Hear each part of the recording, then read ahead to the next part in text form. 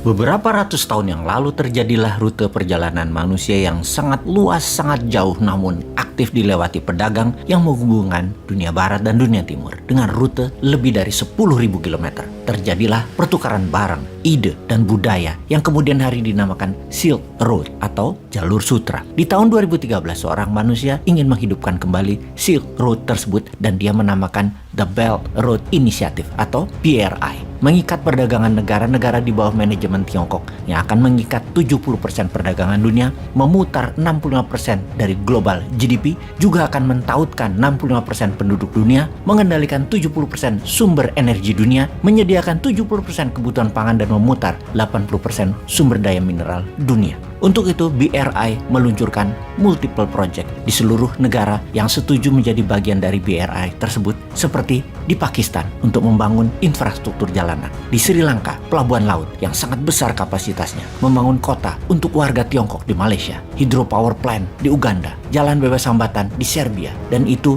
hanya sebagian kecil dari apa BRI rencanakan untuk mentautkan dunia. Yang pertama memang jalur distribusi yang dibangun, seperti jalanan, jalur kereta api, shipping line, pelabuhan, pemurnian minyak atau oil refinery, industrial park, pembangkit listrik. Semua telah dibangun di 72 negara yang setuju membangun dengan uang Tiongkok dan jadi bagian dari BRI. Di awalnya, Belt and Road yang dalam arti sederhananya adalah jalan dan ikatan ekonomi dalam propagandanya, namun yang ditakutkan oleh kaum nasionalis adalah sebentar lagi akan ditekankan bahwa yuan sebagai alat bayar, dan ini sudah di atas ekonomi karena mata uang adalah kedaulatan kalau yang paham bernegara. Kemudian ideologi akan masuk melalui budaya, kultur Tiongkok yang menjadi satu pemahaman ideologi politik tentunya. Dan ini ditakuti oleh kaum nasionalis. Ideopolitik Tiongkok menjadi bagian dari sebuah negara. Jadi, banyak yang melihat ini adalah super highway atau jalur cepat untuk membuat Tiongkok menjadi negara superpower. Inilah rencana Xi Jinping untuk menjadi world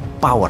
Apakah rencana tersebut akan berhasil? Apakah Amerika dan sekutunya menjadi terancam? Apakah Indonesia terjebak di antara keduanya dan tidak akan menjadi negara besar karena tidak punya kebijakan internasional? Kita akan membahas lebih dalam lagi. Sahabat, video narasi kali ini didukung oleh Dinaran, aplikasi simpan emas dan transaksi menggunakan emas sebagai alat tukar pertama di dunia. Download aplikasi Dinaran di Google dan Apple Store dan segera tabung emas sebagai senjata anti-inflasi harta Anda. Kembali ke BRI, Belt and Road Initiative. Strategi Tiongkok mengikat dunia untuk menjadikan Tiongkok negara superpower. Di Tiongkok, BRI namanya Yi Dai Yi Lu, dan daripada salah spellingnya, kita menyederhanakan dengan BRI saja. BRI ini diperkirakan menelan investasi sebesar 8 triliun dolar, sebuah nilai yang luar biasa, 40 kali APBN Indonesia. Jangan tanya duitnya dari mana. Ini hal yang selalu diingatkan, tanpa MMT ya nggak mungkin ada dananya. Wis yo, kita lanjut. Angka 8 triliun dolar tersebut di 200 negara, hanya ada 16 negara yang GDP-nya melebihi angka tersebut. Jadi bagaimana kok BRI itu bisa jalan? Negara mana saja yang sudah terikat di dalamnya? Apakah hanya integrasi ekonomi BRI itu, atau akan masuk ke politik sebuah negara yang tidak setuju masuk BRI namun sumber alamnya harus diambil? Maka politik negara yang ditarget, didesain, dimodali agar pemenangnya adalah orangnya BRI. Dan pertanyaan penting harus dijawab segera.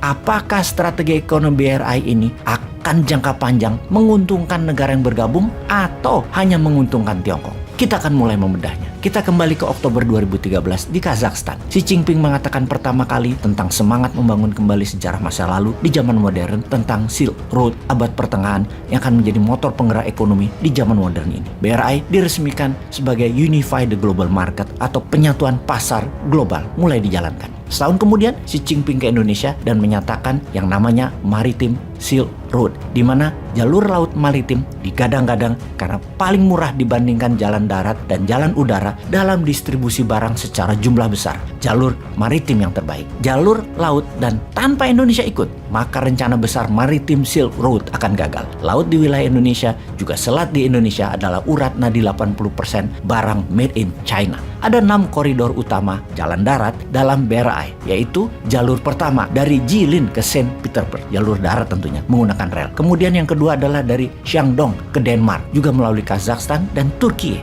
Lalu dari Hainan ke Malaysia, kemudian dari Guangdong ke Bangladesh, lalu dari Xinjiang ke Pakistan. Pakistan vital bagi Tiongkok karena memotong jalur laut menuju sentral Tiongkok, termasuk memasukkan sumber energi dari Timur Tengah. Dan Amir Khan merupakan tokoh seorang pemimpin Pakistan yang disupport oleh Tiongkok. Apa saja yang Tiongkok mau, Amir Khan berikan. Namun sayang saat ini Amir Khan sudah tumbang dan tidak jadi Perdana Menteri lagi. Namun terus menggoyang politik Pakistan di dalam dan luar negeri atas pejabat yang baru, yaitu Perdana Menteri Sharif. Kita fokuskan ke Pakistan dalam BRI karena bakel atau kepala ikat pinggangnya adalah Pakistan. Pakistan bukan saja sambungan darat antara tengah Tiongkok dan barat Tiongkok, tapi ketemu dengan jalur maritim yang melalui Indonesia sisi timur dan melalui terusan Suez di sisi barat. Semua dipul di Pakistan. Pakistan tempat Silk Road bertemu dengan Maritime Road. Posisi Pakistan sangat strategis di Laut Arabia tersebut. Inilah rute alternatif baru untuk oil and gas supply ke Tiongkok. Bagi Islamabad, ini adalah curahan uang masuk ke Pakistan. Di mata Barat, Pakistan dulu bukan pilihan strategis dan Barat shock dengan strategi Tiongkok tersebut. Highway, railway, dan hydropower dibangun di Pakistan dalam skala masif, bernilai setengah dari GDP Pakistan yang senilai 270 billion dolar tersebut. Siapa yang membiayai? Semua disubsidi oleh pinjaman Tiongkok. Sekali lagi, dengan pinjaman Tiongkok. Tiongkok membangun untuk distribusi barang Tiongkok, namun modalnya pakai aset negara lain. Yang membiayai adalah banknya Tiongkok, yang menerima pinjaman adalah pemerintah Pakistan. Ini proyek pastinya adalah untuk memudahkan barang Tiongkok. Tiongkok yang untung banyak, namun pemerintah Pakistan malah berhutang ke Tiongkok. Sejauh ini, pada mulai paham?